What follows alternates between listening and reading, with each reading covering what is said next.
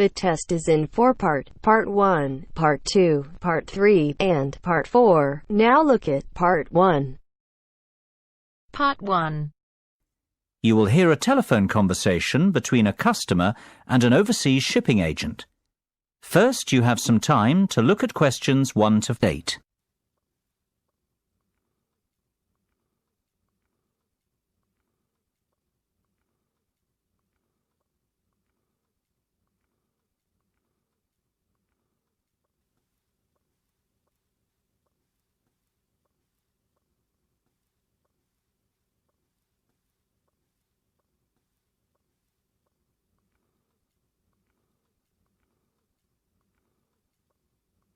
You should answer the questions as you listen, because you will not hear the recording a second time.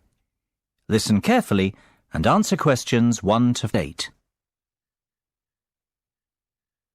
Good afternoon, Denham's Shipping. How can I be of service?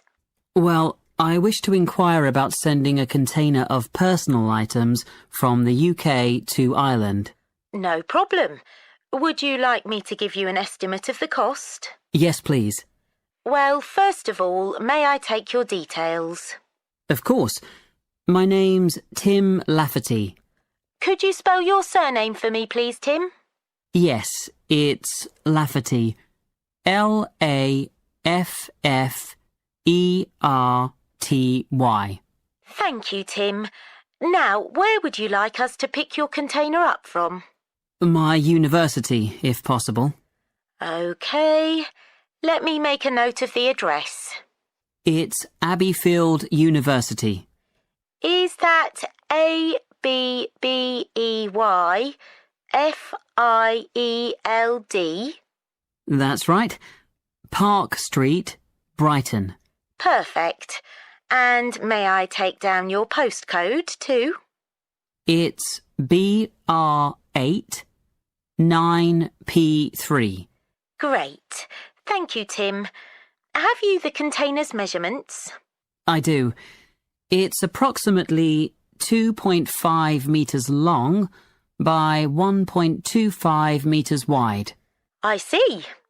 Quite a big one then. Indeed. And the height? I make it 1.20 metres deep. So that's 2.5 by 1.25 by 1.2. Right. And what will actually be in the box, Tim? Oh, mostly old uni books. OK. And some music albums. Anything else? Yes, a little bit of stationery. I see. And could you put an estimate on the value of the items? The books are quite valuable. They're worth around £1,800. The music albums, maybe half that, say £900. And you can put the stationery down as £300. Before listening to the rest of the conversation, you have some time to look at questions 9 and 10.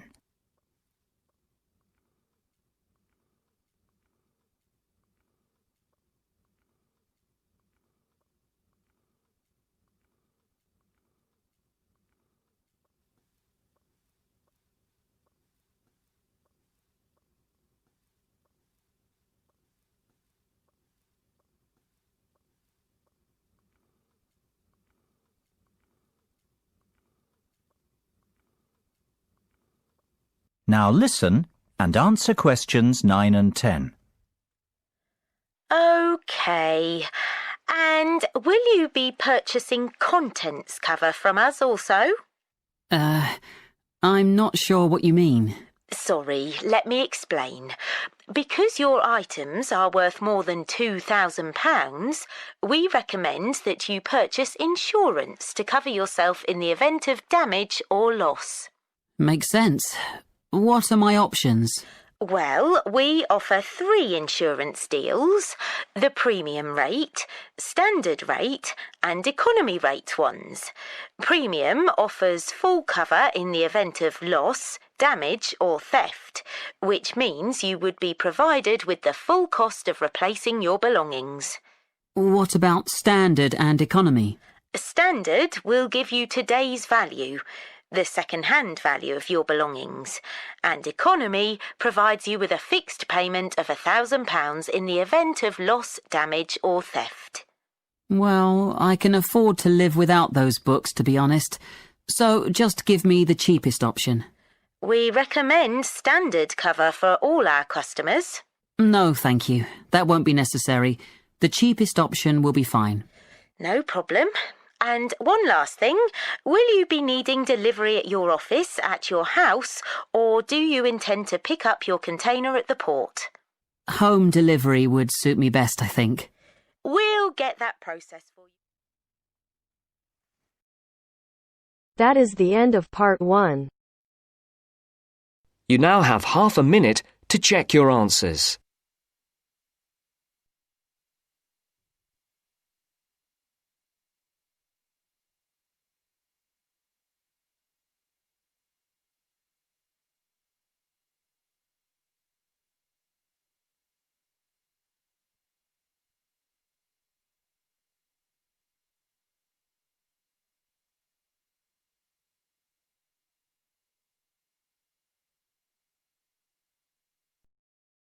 Now turns to part 2. Part 2.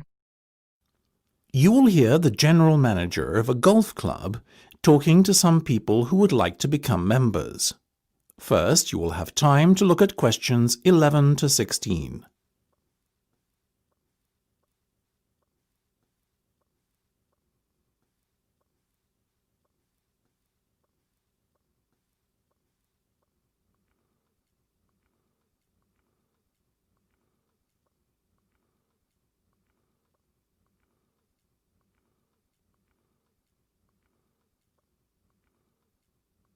Now listen carefully and answer questions 11 to 16.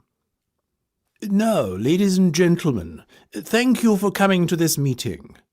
Demand for membership places has far exceeded our expectations this year, so it was decided to gather you all here together to go through the process step by step, once rather than many times with each of you individually. The first thing you need to do is not fill in the application form. This, you see, is a waste of time, unless you have found an application sponsor. Your sponsor must be an existing full member of the club.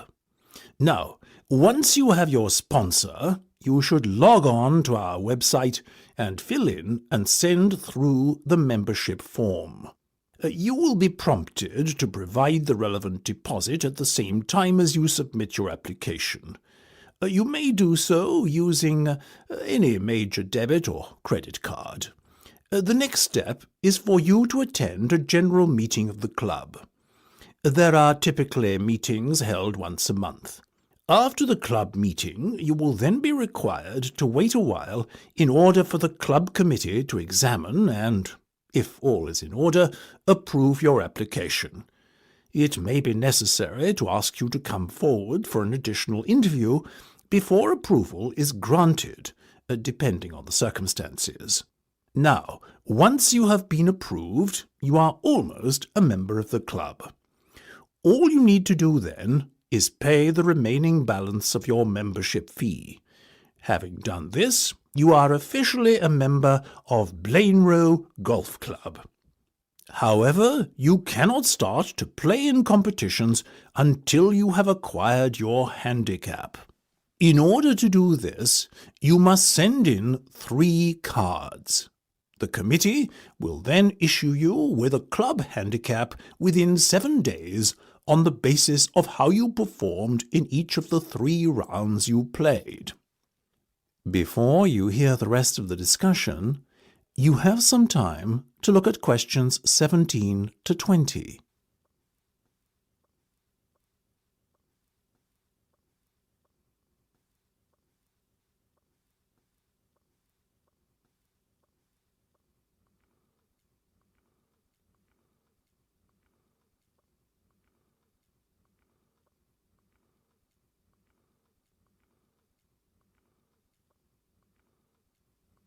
Now listen and answer questions 17 to 20.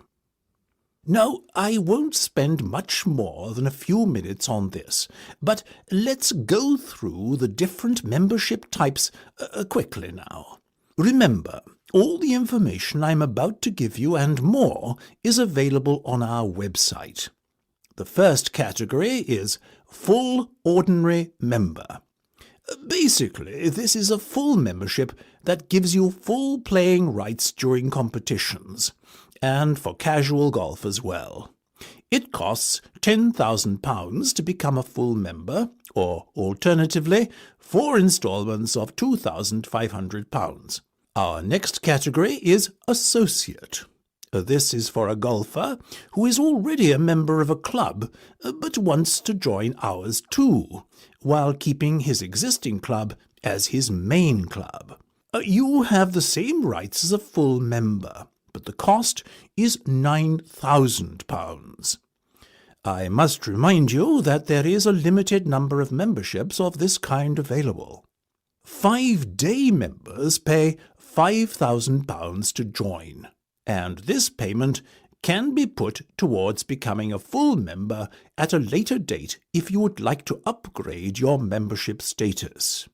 You enjoy full playing rights during casual play and can play in all weekday competitions. However, you cannot enter competitions at the weekend. Intermediate membership is open to golfers under the age of 25 and costs £1,800, as do the other remaining membership types: junior, senior, and overseas. If you are an intermediate member, you too have full playing rights for casual play.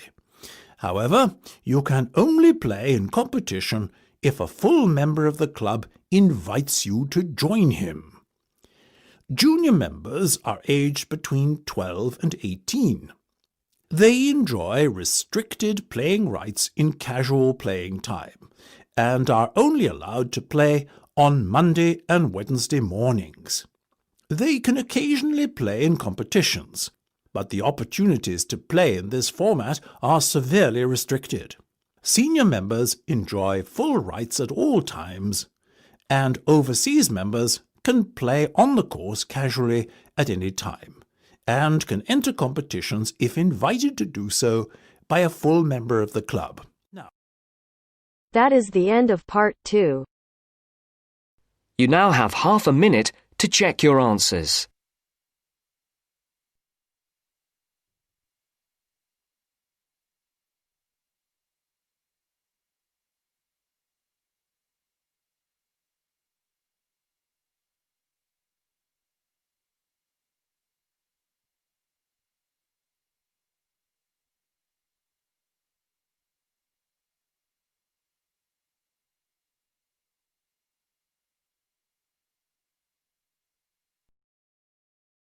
Now turns to part 3. Part 3. You will hear a discussion between 2 design students and their tutor on a practical assignment. First, you have some time to look at questions 21 to 25.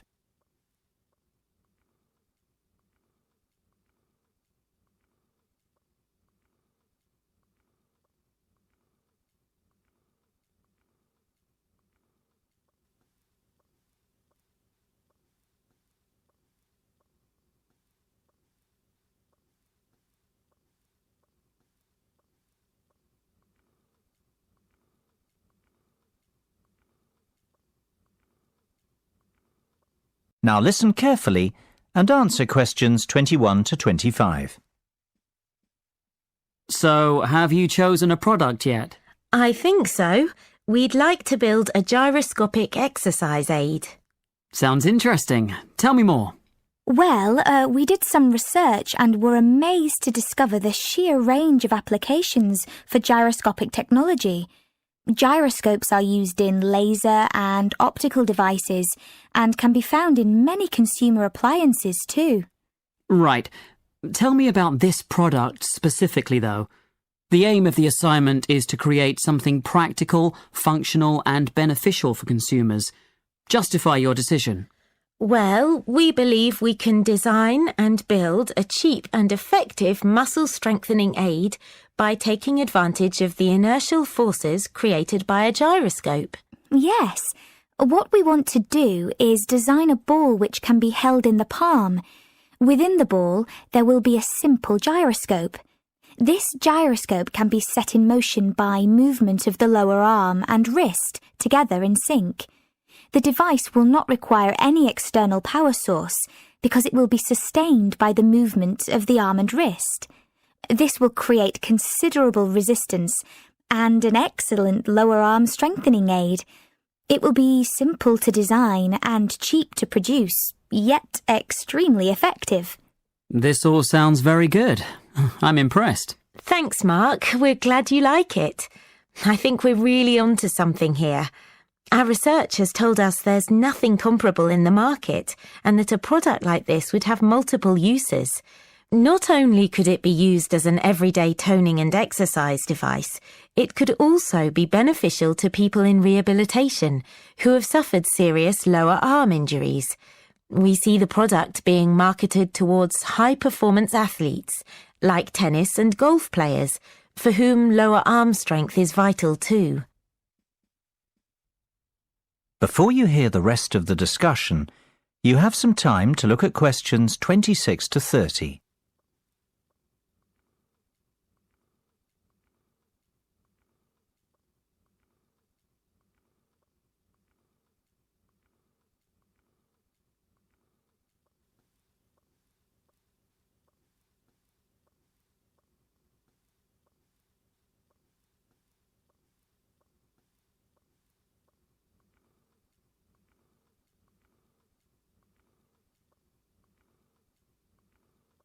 Now listen and answer questions 26 to 30.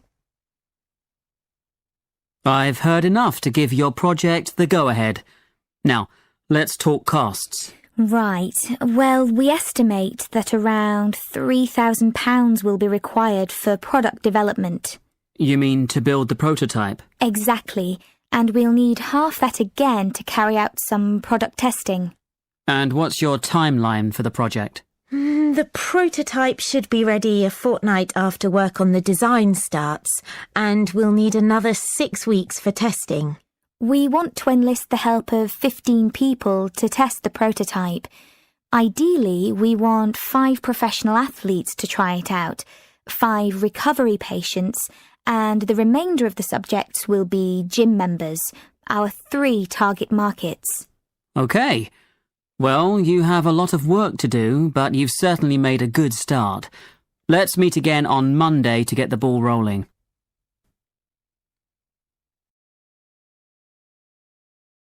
That is the end of part 3. You now have half a minute to check your answers.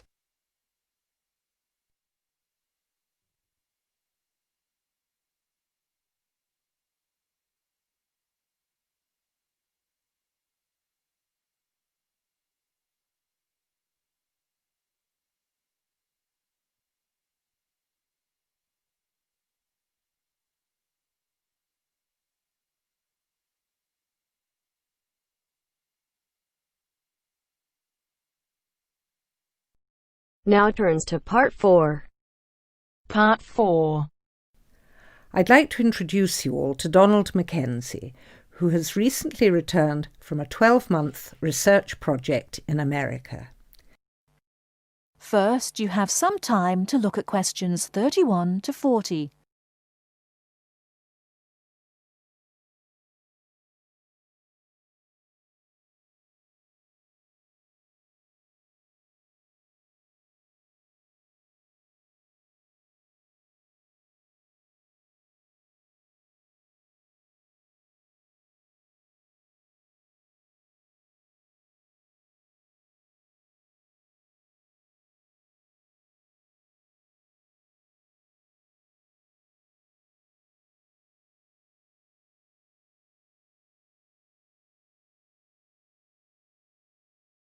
Now, listen carefully and answer questions 31 to 40.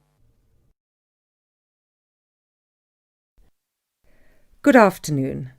I'm pleased to see so many of you here today. As I told you all on Monday, the lecture on overpopulation has been postponed until next week, as we have a guest speaker today. I'd like to introduce you all to Donald Mackenzie, who has recently returned from a 12-month research project in America. He is here to share with us some of the results of his studies into the problem of illiteracy. Hello. Now, as sociology students, I have no doubt that you are aware that it is commonly believed that one indicator of a developed country is the level of education of its citizens. Now, most of these nations have free compulsory education for all, and strict teacher certification requirements.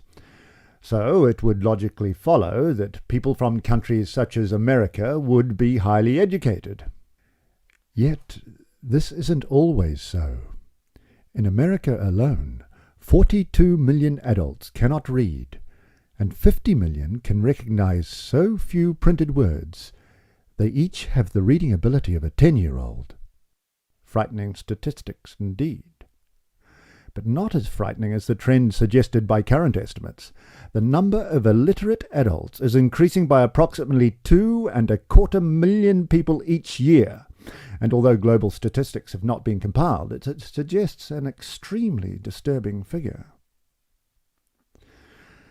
Now, inevitably, this is having an impact on employment. In America, the annual cost in welfare programs and unemployment compensation due to illiteracy stands at $6 billion, and an additional $237 billion a year in unrealized earnings is forfeited by people who lack basic reading skills.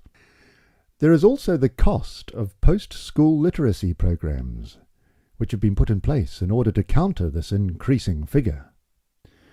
A conservative estimate places the cost of these programs at $10 billion each year and growing steadily. Moving on. I'd like to talk about some of the causes of this increasing illiteracy. Children were taught to read by first learning the alphabet, then the sounds of each letter, how they blended into syllables, and how those syllables made up words. They were taught that English spelling is logical and systematic, and that to become a fluent reader it was necessary to master the alphabetic code in which English words are written, to the point where the code is used automatically with little conscious thought given to it. And to make myself clear, I mean readers could sound out the letters, spelling them phonetically. Once a child learned this ability, attention could be turned to more advanced content. It seldom, if ever, occurred to teachers to give children word lists to read, or to make beginner-level readers memorize whole words before learning the components of those words, or to memorize whole stories, as today's proponents of the whole language approach recommend. Several recent studies have found that 90% of remedial reading students in developed countries are not able to decode fluently, accurately, and at an automatic level of response. The currently used whole language method was originally conceived and used in the early 1800s to teach the deaf how to read, a method which has long since been discarded by the teachers of the deaf themselves as inadequate and outmoded. English is an alphabetic language that when written, uses letters to represent speech sounds. When students were taught to read, they consciously identified the speech sounds and learned to recognize the letters used to represent them. They were then trained to apply this information to decode the names of unwritten words, understand their meaning, and comprehend the information presented as a complete thought. The English language contains approximately 500,000 words. Of these words, about 300 compose about 3/4 of the words that we use regularly. As I said, In schools where the whole language method is taught, children are constantly memorizing sight words during the first 3 or 4 grades of school, but are never taught how to unlock the meaning of the other 499,700 or more words. Whole language learning causes frustration, poor spelling, and hostility towards reading. Very bright children who can't memorize long lists of words and retain their meaning are placed in special education, when all they need is to be taught the 26 letters of the alphabet, the 44 sounds they make, and the 70 common ways to spell those sounds. Some researchers believe dyslexia and the symptoms of attention deficit disorder are actually caused by this reversal of the normal learning sequence. So, why do faulty reading methods continue to be used? Well, in short, it's big business. The sale of instructional reading programs is big business today.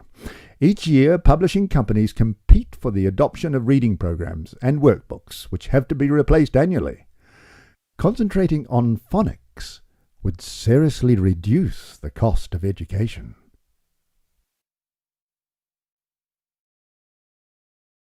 That is the end of Part 4. You now have half a minute to check your answers.